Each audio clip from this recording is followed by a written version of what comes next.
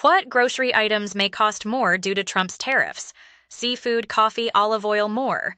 Probably almost half of the products in a supermarket will be affected by these tariffs, whether it's the entire product or just an ingredient. Food industry analyst Phil Lempert told NPR. Although President Donald Trump's self-proclaimed Liberation Day has passed, American grocery shoppers' wallets may soon feel the impact of the reciprocal tariffs imposed on several of the country's trade partners earlier this week. Food industry analyst Phil Lempert told NPR that probably almost half of the products in a supermarket, about 40,000 products, will be affected by these tariffs, whether it's the entire product or just an ingredient.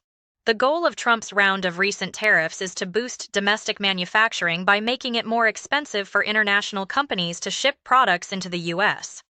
On Wednesday, Trump and the White House announced the reciprocal tariffs against nations that charge fees to U.S. imports, with higher tariffs for what Treasury Secretary Scott Bessent has called the Dirty 15, a reference to the 15% of countries with the largest trade surpluses and high tariff and non-tariff barriers, according to Reuters. Over the decades, they ripped us off like no country has never been ripped off in history, and we're going to be much nicer than they were to us. But it's substantial money for the country, Trump told reporters on March 30th, per ABC News. The reciprocal tariffs come after Trump decided to levy 20% tariffs on imports from China and 25% tariffs on imports from Mexico and Canada earlier this year. With inflation and tariffs severely affecting the U.S. economy, grocery shoppers may need to be more diligent in their couponing going forward. Will avocados, other fruits be impacted? Impacts on fruit prices could be a mixed bag, with some tropical varieties from Central and South America likely to be affected, while others from our nearest neighbors, Canada and Mexico, escaping Trump's reciprocal tariffs. The U.S. received 51% of its fresh fruit from Mexico and 2% from Canada in 2022, according to the U.S. Department of Agriculture, USDA. Both countries were not on the White House and Trump's chart of nations facing reciprocal tariffs. Some other top sources of imported fruit include Guatemala, Costa Rica, and Peru. All three countries are on the White House's chart and were given 10% reciprocal tariffs. Guatemala, Ecuador, Costa Rica, Colombia, and Honduras are the main exporters of bananas to the U.S., according to the University of Florida's Institute of Food and Agricultural Sciences. Guatemala also ships melons, plantains, and papayas, USDA said, while Costa Rica exports pineapples, avocados, and mangoes. Will vegetable costs increase? Approximately 69% of America's fresh vegetables came from Mexico and 20% from Canada in 2022, according to the USDA.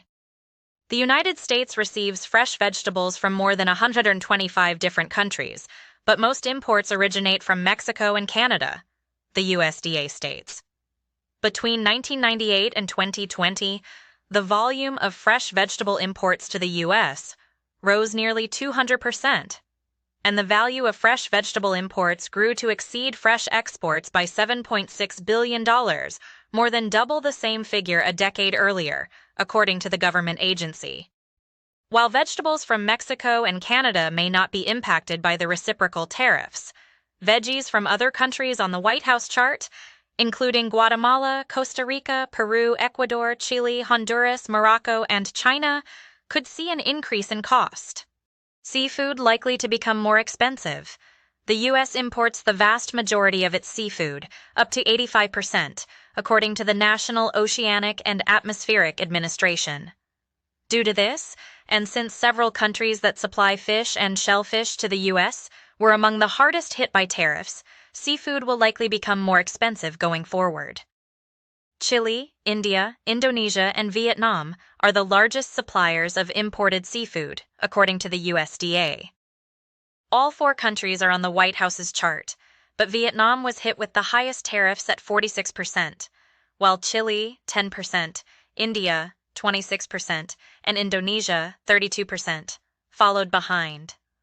About 70 to 80% of the U.S. seafood food supply is imported, and so that is not a number that the U.S. domestic industry can plug. Andy Harrig, Vice President of Tax, Trade, Sustainability, and Policy Development at the Food Industry Association, said, per Today, So you're going to see that the cost of the seafood department go up?